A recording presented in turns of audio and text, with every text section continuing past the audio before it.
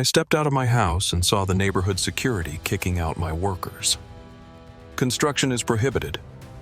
Their voices sounded like a sentence, but they didn't know that I could wipe out their authority with a single stroke of my pen. And when the head of the HOA found out that her own house was at risk of demolition, the game changed. But let's start from the very beginning. When Jason Holloway bought a plot in one of the most prestigious gated communities in the district, he envisioned a peaceful, measured life away from the noise of the city. Trees, manicured lawns, and leisurely morning walks with coffee in hand. This was the idyllic life he had paid a considerable sum for. The house he purchased was spacious, but he had long had a clear goal: to build a guest house for his parents. They weren't getting any younger, and he wanted them close while still allowing them to maintain their own space. It wasn't just a wish, it was a matter of convenience and caring for his family. But the moment he submitted his construction request, the HOA seemed to declare war on him. The HOA meeting took place in a luxurious clubhouse, always filled with the rich aroma of expensive coffee and the woody scent of polished parquet floors. Jason expected a discussion, but he hadn't anticipated such blatant resistance. At the head of the table sat Karen Montgomery, a dynamic woman in her 50s with perfectly styled platinum blonde hair and the sharp gaze of someone accustomed to making decisions for others. She set down her coffee cup, tapped her manicured nails against the table, and without any preamble announced, "Our neighborhood has strict rules. Guest houses ruin the aesthetic of the community. We can't allow that."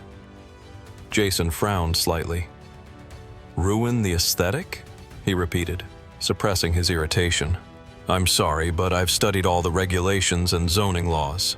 According to the current legislation, auxiliary structures are permitted on my property.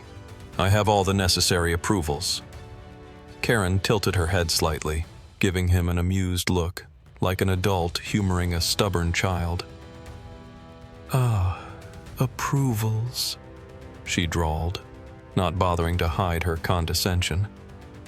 "You see, Mr. Holloway, in our community, we uphold special standards.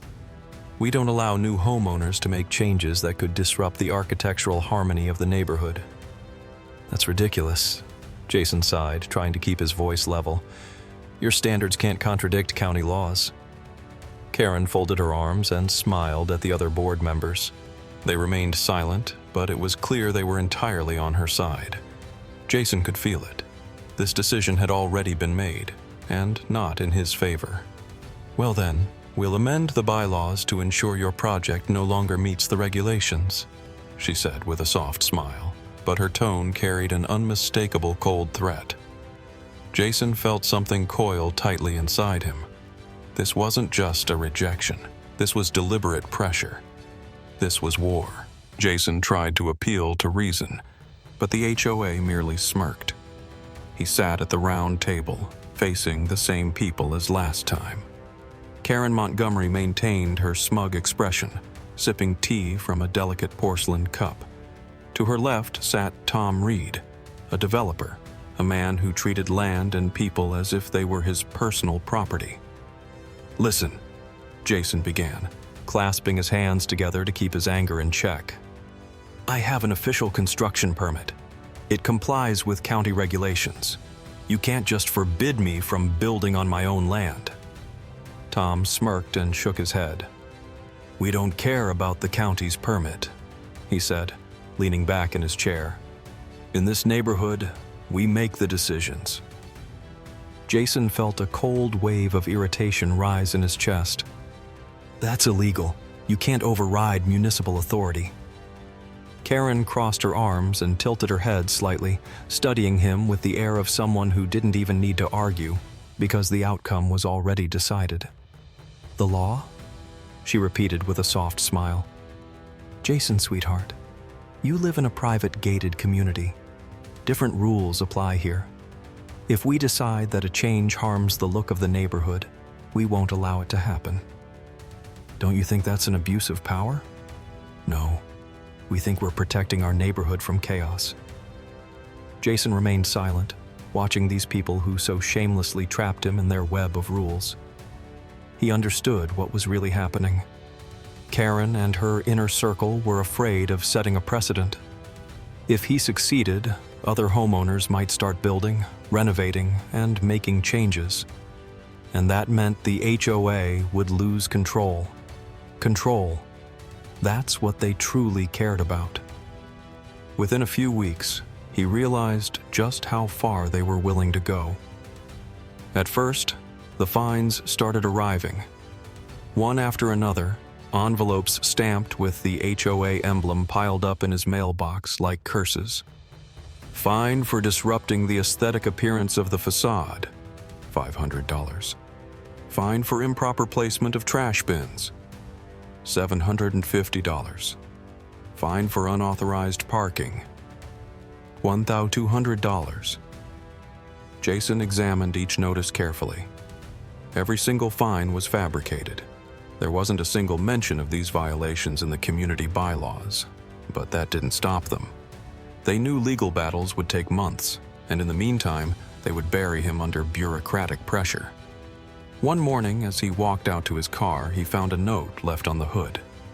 "Your vehicle doesn't match the neighborhood's style. Think about it." Jason clenched his jaw.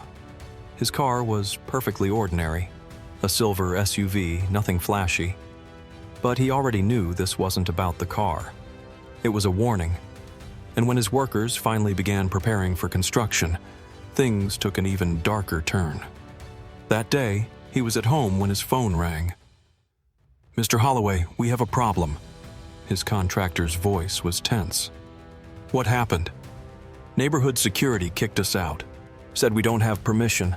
Threatened to call the police." "But you have all the paperwork." "They don't care about paperwork, sir. They just said we have to leave or there will be consequences." Jason gripped the phone tightly in silence. He walked to the window and saw his crew loading their tools back into the van. 2 uniformed security guards stood nearby, arms crossed, watching them with smug expressions.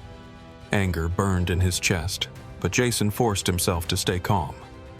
These people were used to residents fearing them, used to their orders being followed without question. They thought they could drown him in endless bureaucratic nightmares, intimidate him, wear him down, break him. But they had no idea who they were dealing with. This fight was just beginning.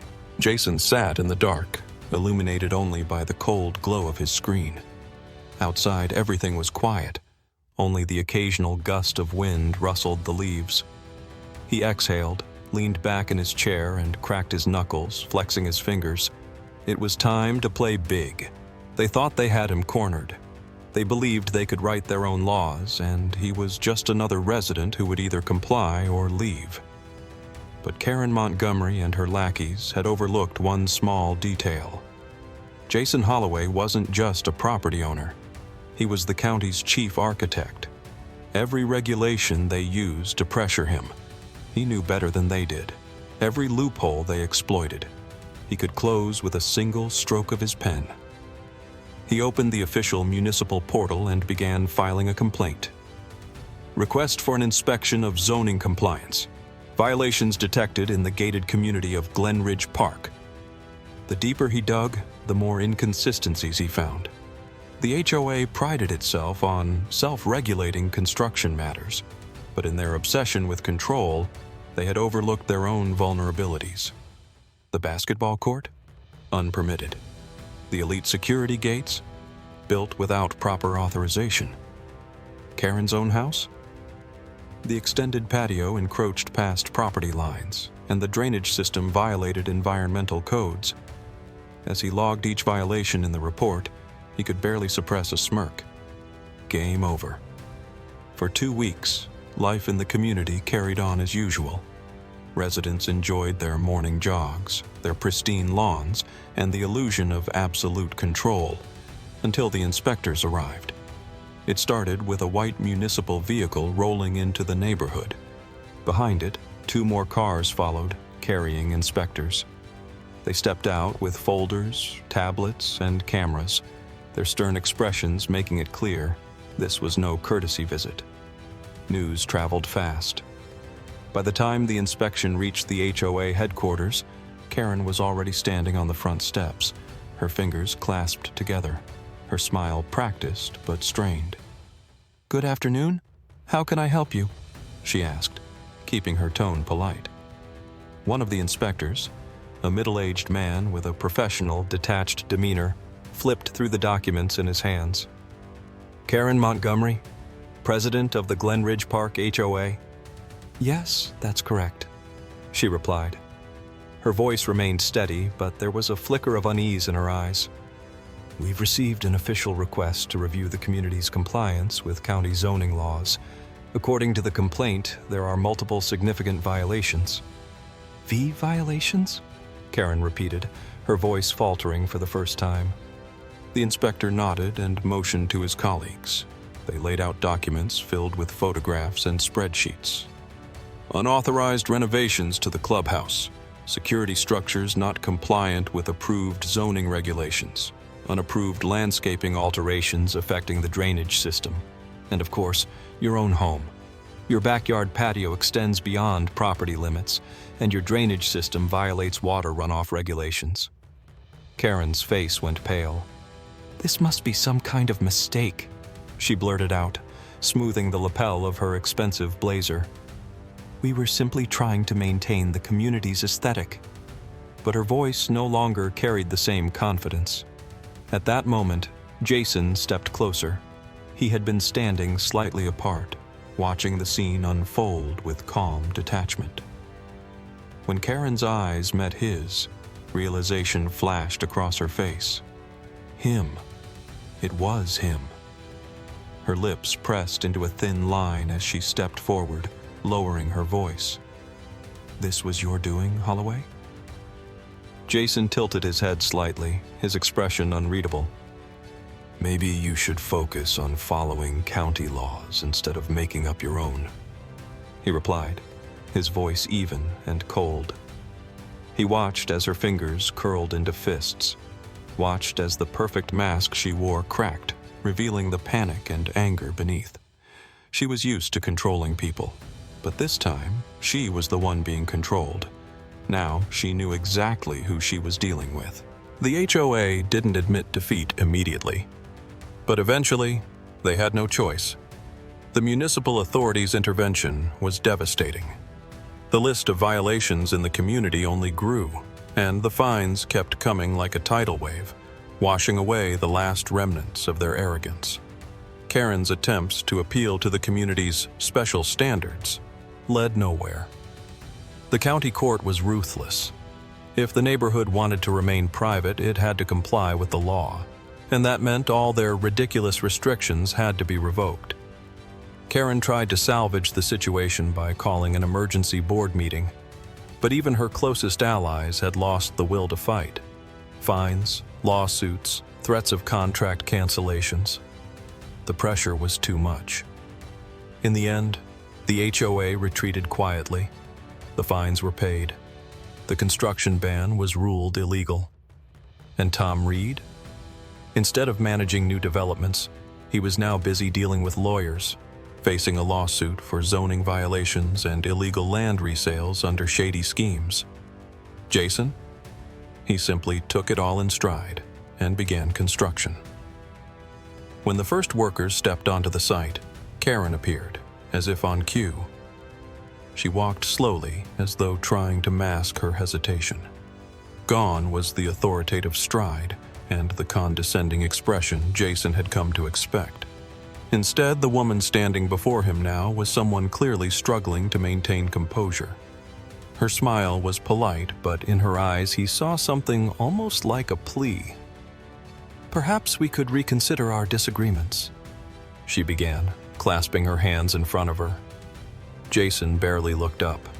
He stood calmly, watching as his workers poured the foundation. The construction was proceeding exactly as it should have from the start, if not for her foolish attempt to strong-arm him. He smirked.